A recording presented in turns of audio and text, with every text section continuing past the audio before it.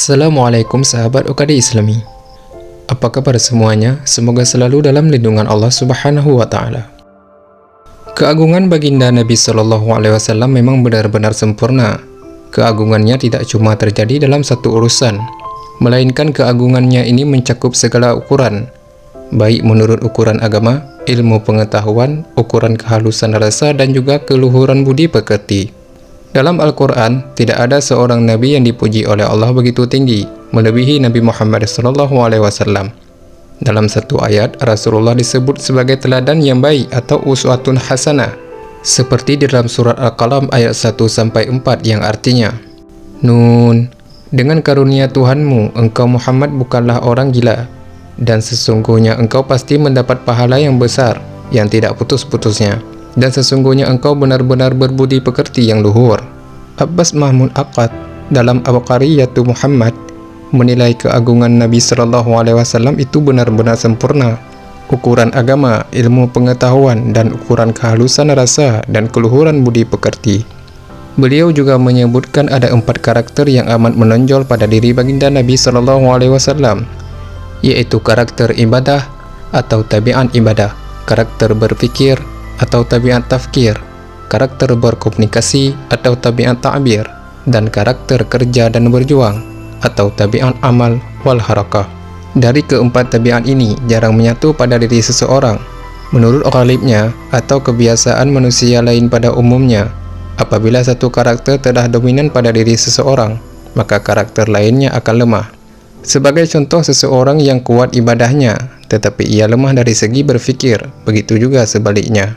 Tidak hanya dari kalangan umat Islam yang menyadari keagungan Rasulullah, dari kalangan Yahudi pada saat itu juga mengetahui bahwa akan ada seorang Nabi yang agung setelah Nabi Isa alaihi salam, dan tidak sedikit juga dari mereka yang membenci Rasulullah.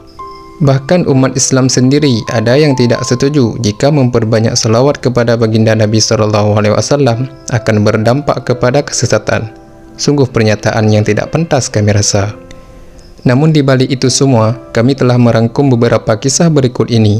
Di antaranya, yaitu kaum Yahudi yang ingin menjebak Rasulullah. Lebih jelasnya simak ulasannya hanya di channel OKD Islami. Agar tidak keliru, mohon ditonton sampai habis video ini. Insya Allah bermanfaat.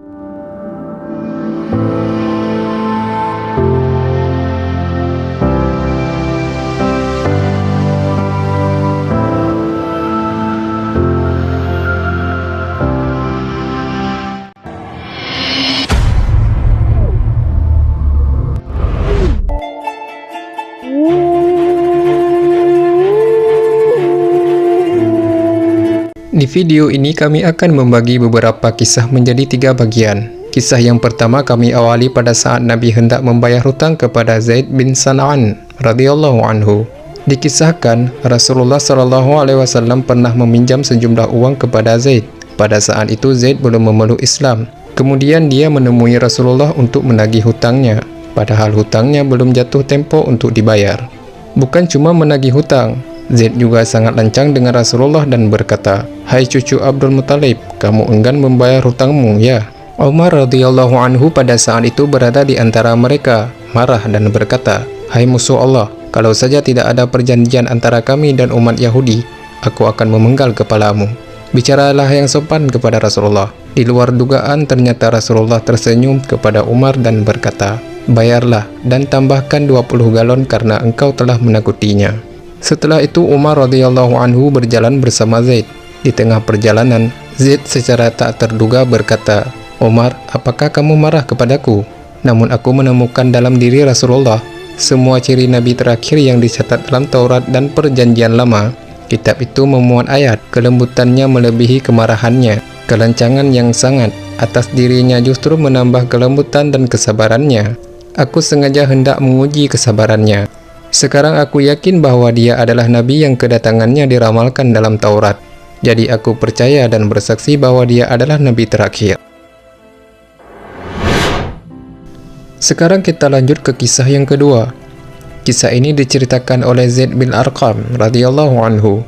Suatu ketika, beberapa orang Yahudi datang menemui Rasulullah Shallallahu Alaihi Wasallam. Salah seorang dari mereka bertanya kepada Rasulullah, "Wahai Abul Qasim, bukankah engkau telah mengatakan bahwa para penghuni surga itu makan dan minum di sana?" Si Yahudi ini berkata sambil melirik kepada teman-temannya dengan lirikan yang mengejek, sambil ia berkata kepada konco-konconya, "Jika dia mengakuinya, niscaya akan aku kalahkan argumennya." Dengan nada dan sikapnya yang ramah, lalu Nabi menjawab pertanyaan si Yahudi, "Memang demikian, demi dia yang jiwaku berada dalam genggamannya. Masing-masing akan diberikan kekuatan yang setara dengan kekuatan 100 orang dalam hal makan, minum, dan berhubungan suami istri." Si Yahudi ini kembali bertanya dan mencoba menjebak Rasulullah dengan berkata, "Orang yang makan dan minum tentunya perlu buang hajat, kan?" Dia berusaha menjebak Nabi dengan pertanyaannya tersebut, sebab dia tahu kalau di surga tidak seorang pun yang buang hajat. Seandainya Rasulullah mengiyakan, dia akan mencela dan menyebarkan kesalahan tersebut. Lalu apa jawaban Nabi Shallallahu Alaihi Wasallam dalam hal ini?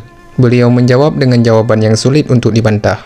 Mereka membuang hajat dalam bentuk keringat yang keluar dari kulit. Keringat harum baunya, bagaikan kasturi. Lalu setelah itu perut mereka akan mengempis kembali. Kemudian setelah mendengar jawaban dari Nabi, si Yahudi dan konco-konconya terdiam dan tidak dapat berargumen lagi. Sekarang kita lanjut ke kisah yang terakhir. Kisah ini diawali dari peristiwa penyerangan Bani Mustalik yang terjadi pada tahun ke-5 Hijriah. Kaum muslimin berhasil menjebol pertahanan lawan. Banyak tentara musuh yang menemui ajal di medan pertempuran, namun tidak sedikit juga yang masih hidup dan menjadi tawanan perang. Termasuk salah satunya yaitu Borah, putri pemimpin Bani Mustalik. Saat Nabi sedang istirahat, dalam keadaan lelah dengan bermaksud untuk menenangkan diri, tak diduga datang sosok wanita cantik dan ingin menemui Rasulullah. Dengan memberanikan diri, si wanita ini berkata kepada Nabi, "Rasulullah, aku Borah, putri pemimpin Bani Mustalik. Kau lihat sendiri saat ini kami sedang dicincang malapetaka akibat perang. Suamiku terbunuh dan aku jatuh sebagai tawanan Sabit bin Qais. Ia memang lelaki baik, tidak pernah berlaku buruk kepadaku. Namun ketika aku katakan ingin menebus diri dan ia tahu siapa aku, ia melejitkan harta tebusan. Rupanya ia ingin memeras harta dariku, tetapi aku tak punya. Maka kupikir lebih baik minta perlindungan darimu. Tolong bebaskan aku." Mendengar keluhan Borah, Nabi diam sejenak. Setelah cukup lama berpikir, Nabi Muhammad SAW menyanggupi kebebasan dan akan menikahinya. Tidak lama setelah permintaan Borah, Nabi pun akhirnya menikahi Borah. Perempuan Yahudi tersebut kemudian menjadi mu'allaf, dan namanya diganti menjadi Juwairiyah. Di lain tempat, ayah Juwairiyah yang belum mengetahui keadaan dan keislaman putrinya, berangkat bersama rombongan Bani Mustalik ke Madinah dengan membawa beberapa unta, domba, dan barang-barang berharga lainnya untuk melakukan penebusan agar anak kesayangannya bisa terbebas.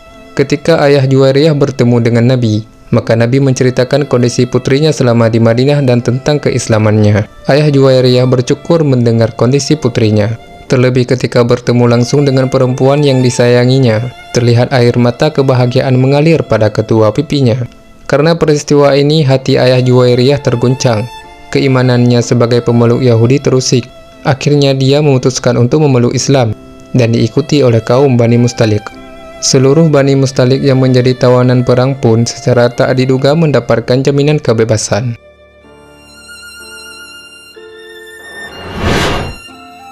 Mungkin hanya inilah yang dapat kami kisahkan kepada Anda, dan dari semua kisah tadi dapat kita petik manfaatnya dari sikap baginda Nabi Shallallahu Alaihi Wasallam yang sungguh luar biasa akhlaknya dalam berbicara, bersikap. Meski lawan bicaranya bukanlah dari kalangan umat Islam, namun sikapnya tetap tidak dibedakan.